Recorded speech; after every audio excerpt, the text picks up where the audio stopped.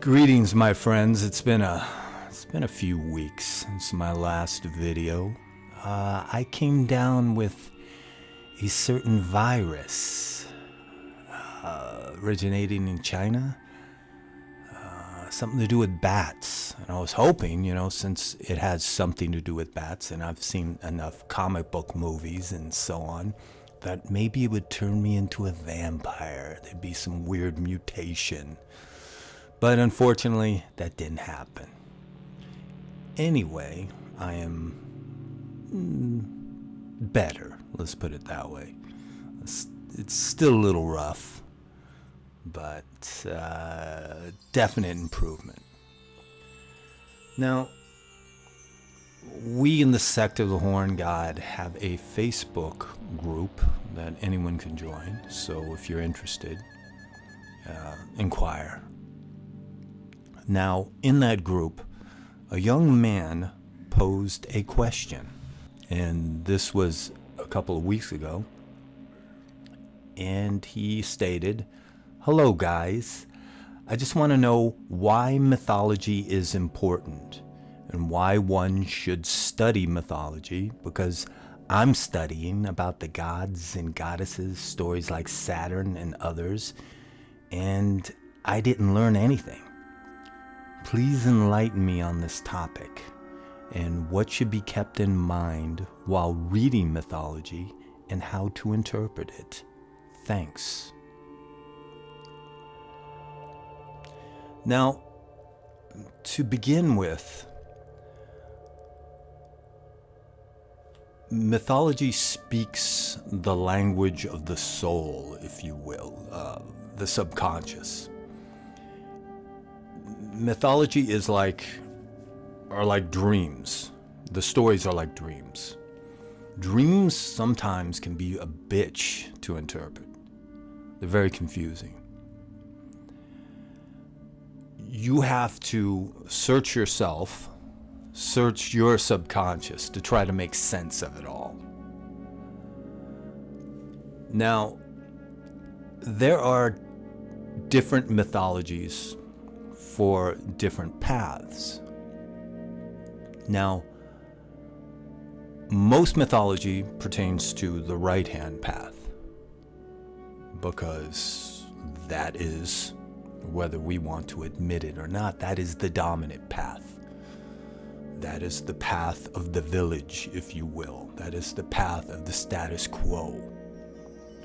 That is the natural flow. But some of us, we want to go upstream, if you will. We want to carve out our own path. That is the left-hand path. Now, besides mythology speaking the language of the soul, it can be perceived from a more basic viewpoint. And that is, look at it as a road map. Now, you are on a path. All right. You should, especially if you're on a path where you're not quite certain where you're going, you're going to want to utilize a map. Now, let's say I was to, get kicked in the head by a mule. I live in the country. It could happen. And I forgot how to get from Sacramento to LA. I would get on my phone, pull up a map, right? Now, for the left-hand path, there is specific myths that coincide with the path. And one of the absolute best or prime examples of left-hand path mythology is the story of Odin.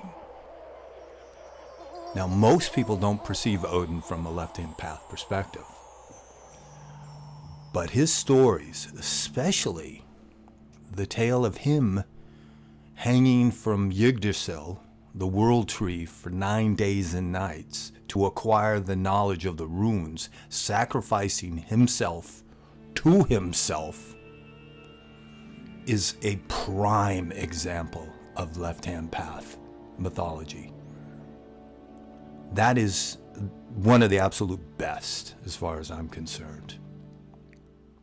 Because what are you doing on this path but sacrificing your time and effort for what? To whom? You're not doing it to a higher being. The higher being is you. You are your highest being. And he reflects that. That is a mirror of what's going on, or what should be going on with you on your path. That sacrifice, that supreme sacrifice.